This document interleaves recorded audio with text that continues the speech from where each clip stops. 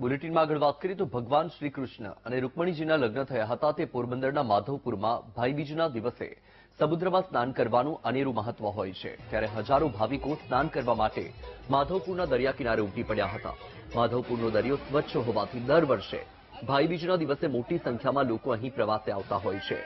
વર્ષોથી એક લોકવાયકા એવી છે કે ભાઈબીજના દિવસે વહેલી સવારે બ્રહ્મ મુહૂર્ત 4 વાગ્યાથી 5 વાગ્યા સુધીમાં સમુદ્રમાં યમુનાજી પધારે છે અને એ સમયે સાગરના ખારા જળ મીઠા બની જાય છે। આ માન્યતાના કારણે અહીં વર્ષોથી યમુના સ્નાન અને યમુના પાન માટે હજારો લોકો માધવપુર આવે છે। જે લોકો કોઈ કારણવશ મથુરા જઈ નથી શકતા તેઓ માધવપુરમાં આવે છે અને કૃષ્ણનગરી માધવપુરમાં સ્નાનનો લાભ લઈને ધન્યતા અનુભવે છે।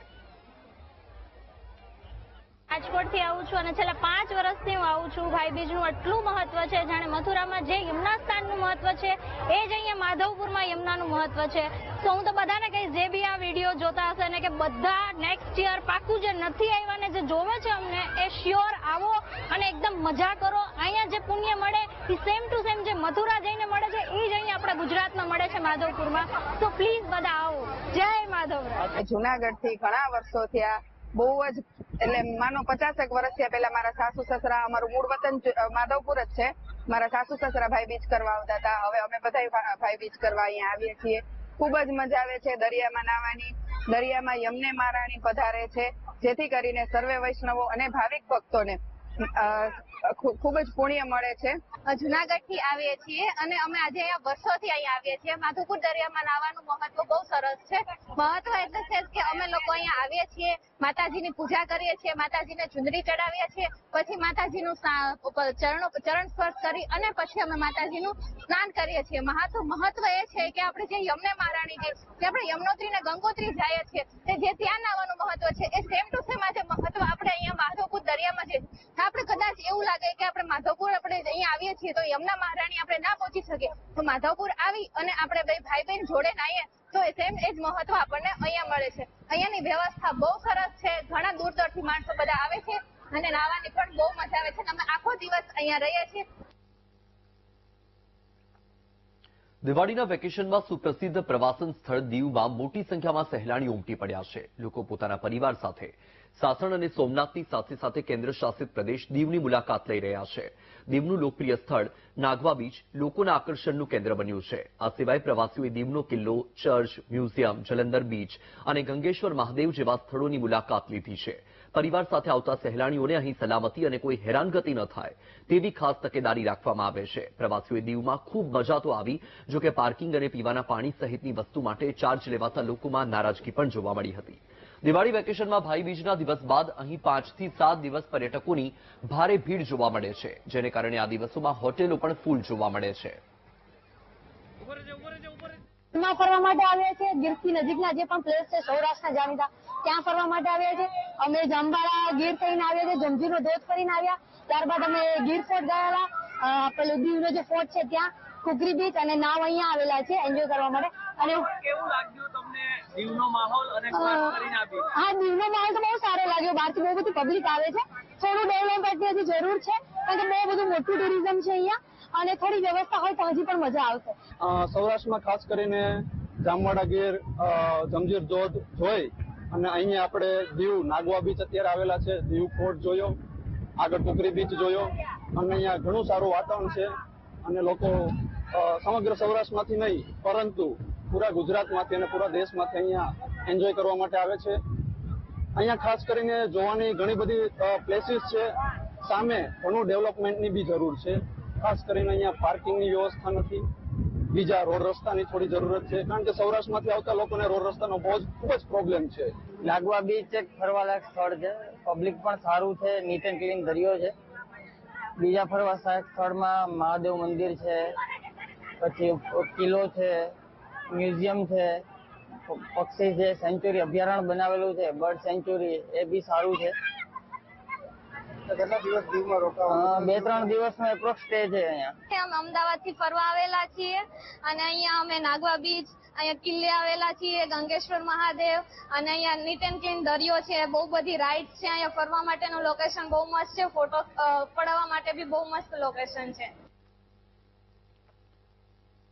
દિવાળીના તહેવારોમાં દર વર્ષે લાખો લોકો પોતાના વતન જતા હોય છે. અમદાવાદ રોજગારી માટે આવતા વિવિધ રાજ્યના લોકો દિવાળી અને છઠ પૂજાને લઈને પોતાના વતન જતા હોય છે. લોકોએ ભીડનો સામનો ન કરવો પડે તે માટે અમદાવાદ રેલવે ડિવિઝને વધારાની ટ્રેન દોડાવી હતી. તો બીજી તરફ સાબરમતી અને કાલુપુર રેલવે સ્ટેશન પર મુસાફરો માટે વિવિધ સુવિધા પણ કરવામાં આવી હતી. તહેવાર નિમિત્તે અમદાવાદ ડિવિઝને 65 એક્સ્ટ્રા અને ત્યારબાદ વધુ 3 એમ 68 એક્સ્ટ્રા ટ્રેન દોડાવી હતી. 18 તારીખે એક દિવસમાં જ અમદાવાદથી 32,000થી વધુ લોકોએ ટ્રેનમાં મુસાફરી કરી હતી.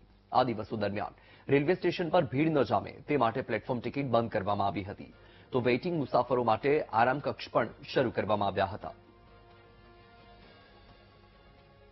દિવાળી અને છઠ પૂજાના તહેવારો ચાલી રહ્યા છે અને તહેવારો વચ્ચે અમદાવાદ ડિવિઝન રેલવે દ્વારા છે તે 65 જેટલી એક્સ્ટ્રા ટ્રેનો છે તે દોડાવવામાં આવી હતી. સાથે સાથે 3 જેટલી જે સ્પેશિયલ ટ્રેન છે તે પણ એક્સ્ટ્રા છે તે કરવામાં આવી હતી. ખાસ કરીને 18 તારીખ એક દિવસની અંદર જ અમદાવાદ રેલવે સ્ટેશન ઉપરથી છે તે 32,000 જેટલા પેસેન્જરો છે તેમણે જે છે તે પ્રવાસ છે તે ખેડ્યો હતો. મહત્વની વાત છે કે સુચારુ વ્યવસ્થા માટે દિવાળીના તહેવારોને લઈ અને 17 તારીખથી 16 તારીખથી જ તમામ જે રેલવે સ્ટેશનો છે ત્યાં પ્લેટફોર્મ ટિકિટ છે તે રદ કરી દેવામાં આવી, બંધ કરી દેવામાં, ફક્ત રિઝર્વેશન વાળા જે મુસાફરો છે તેમને એન્ટ્રી આપવામાં આવી હતી. બીજી તરફ જે મુસાફરોનું વેઇટિંગ છે તેમના માટેની પાણી, નાસ્તા સહિતની વ્યવસ્થા પણ રેલવે દ્વારા ઊભી કરવામાં આવી હતી. ખાસ કરીને દિવાળીના તહેવારો છે તે ક્યાંક ને ક્યાંક રેલવે વિભાગને ફળિયા હોય તે રીતના 65 જેટલી એક્સ્ટ્રા જે ટ્રેનો છે તે દોડાવવામાં આવી હતી અને ખાસ કરીને દિવાળીના અગાઉ એટલે કે 18 તારીખના રોજ જ અમદાવાદના વિવિધ રેલવે સ્ટેશન ઉપરથી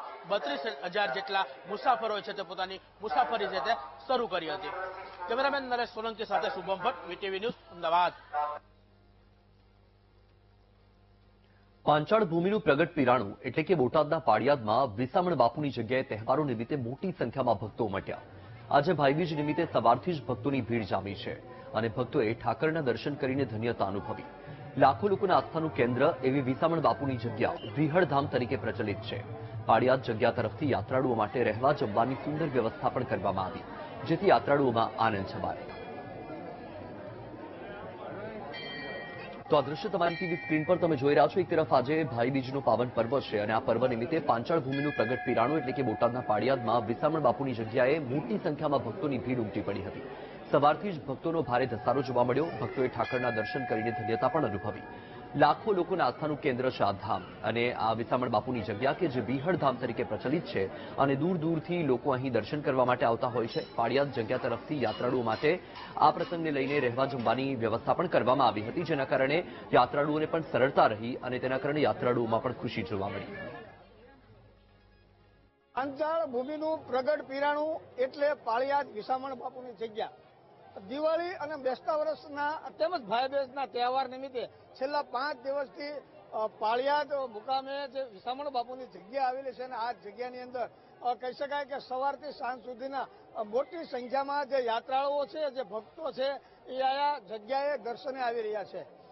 દ્રશ્યમાં પણ હું દેખાડીશ, આપ દ્રશ્યમાં કેમેરામેનને કે દ્રશ્યમાં દેખાડીશ, મોટી સંખ્યામાં જે ભક્તો છે એ વિસામણ બાપુની જગ્યામાં દર્શન કરી અને ધન્યતા અનુભવી રહ્યા છે. મોટી સંખ્યામાં ભક્તો આવી રહ્યા છે.